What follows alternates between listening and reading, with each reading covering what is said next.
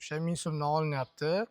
Aynan mana shu iyun oyidagi pulni tasdiqlanishi kechikib qolayotganligi, ya'ni bizni DEA invertorimizni sovutib beradi. Assalomu alaykum kanalimiz obunachilari. Mana biz bugun Andijon shahar Baliqchi tumanidamiz. Bu obyektimizga 50 kilovatli quyosh panellari o'rnatib berdik. Longi Haymo Exxon panellari va DEA invertori bilan xonadon egasiga 170 million so'mga tushdi. Hozir bizga juda ko'plab qo'ng'iroqlar bo'lyapti. Qo'ng'iroqlar endi ko'pi savollardan iborat, ya'ni 1000 so'mdan olayotgan kilovatga 1000 so'mdan to'lanayotgani 250 so'm bo'lib qoldimi? 250 so'm bo'lgani yo'q. Hozir ham keyin ham menimcha 1000 so'mdan o'zgarmasa kerak, tushmasa kerak bu. Hozir tushgani yo'q hali. Kim agar 250 so'mga tushirib qo'yib degan bo'lsa, tushgani yo'q. O'sha 1000 so'mdan olinyapti. Bundan xavotir olmang. Keyin yana savollar soliq ilovasi orqali, ya'ni aynan mana shu iyun oyidagi pulni tasdiqlanishi kechikib qolayotganligi, ya'ni bu moliyalashtirish nimaga kechikyapti? Zadержкасының sababi o'sha davlat, o'sha bank, Moliya vazirligida bu masalan bayramdan keyin dam olish kunlari ko'pligidan xavotir olmang. Yaqinda moliyalashtiriladi, albatta bu aniq, chunki qancha paytdan beri masalan o'zimiz ham o'rnatganmiz, biz ham o'zimizdan tushirib olyapmiz. Aynan shu oy, iyun oyida o'sha dam olish kunlari ko'p, shuning uchun biroz zadержка bo'lib qolyapti. Bu ham xudo xolasa to'g'ri bo'lib ketadi.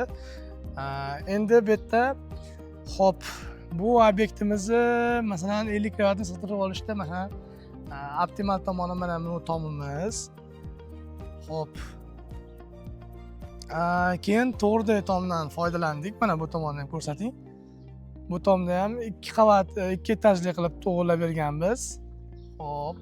Keyin molxonamiz tomida ham bor, ko'rsa ham bo'ladi. Xo'sh, buni ko'rgan bo'lsang, to'g'ri turgani yo'q. Ya'ni buni janubga burib berilgan.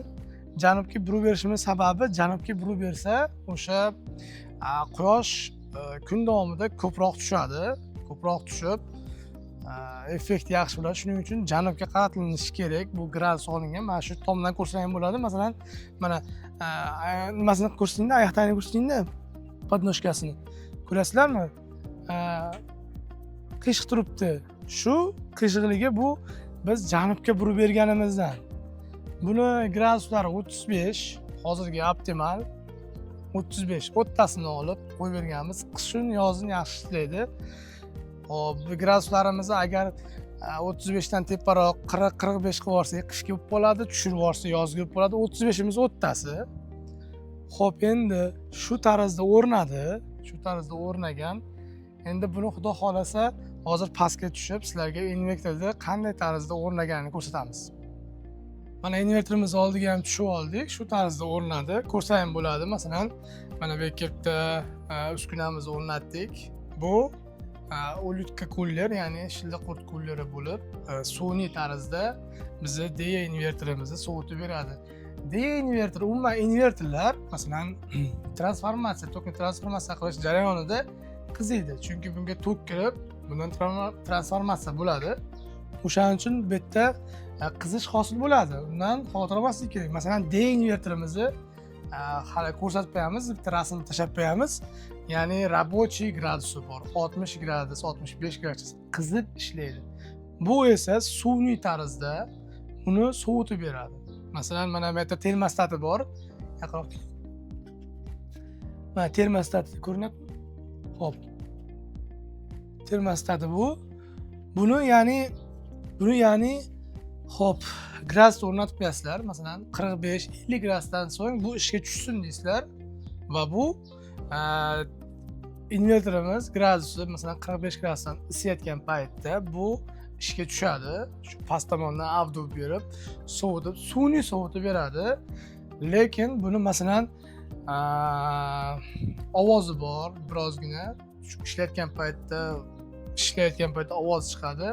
Agar siz uyingizni kiraverishiga qilgan bo'lsangiz, sizga xalaqit berishi mumkin. Uning uchun yana bir buni yopsa bo'ladi. Masalan, mana shu yerdan akfa qilib yopib qo'ysangiz, ovozi pasayishi mumkin. Yana bir ideya. Endi usta akalarimiz o'zlari bilishadi. Xudo xolasa shuni ovozini yo'q qilib bersa bo'ladi.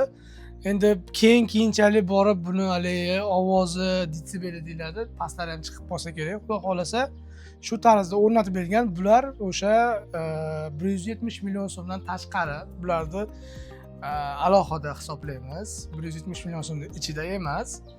Obshim shu tarzda o'rnatib berganmiz. Hop, demak, ko'rsam bo'ladi. 50 talik DA invertorimiz. Hozir mahallada ishga ketganligi uchun svetimiz yo'q, men yoqib ko'rsatib berardim. Afsuski, hozir mahallada to'k yo'q ekan. Yoqib ko'rsatib bera olmayman. Masalan, o'zi ko'rsatishim kerak edi. Shu tarzda o'rnadi. Shu tarzda mana shitimiz. Shitimizni ham ko'rsating mana. Shitni ko'rsam bo'ladi. AC avtomatimiz, AC tomoni, DC avtomatlar, chaqmoqdan himoya shu tarzda chiroyli qilib nakanishliklar bilan o'rnatib berilgan. Xudo xolasa chiroyli chiqibdi. Qo'llar dard ko'rmasin bizning montajchilarimizni.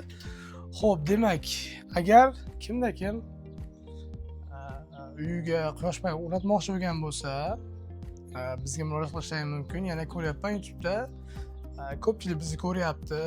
Prosmotrlarim yaxshi, lekin podpiska bosmasdan ko'pchilik ko'ryapti. Shuni bitta podpiska bosib qo'yinglar. Yana bir birodarlaring bo'lsa, do'stlaring bo'lsa, masalan, qandaydir passiv daromad olmoqchi bo'lib sizdan maslahat so'rayotgan bo'lsa, quyosh panelini aytinglar. Quyosh paneli degan tema chiqqan.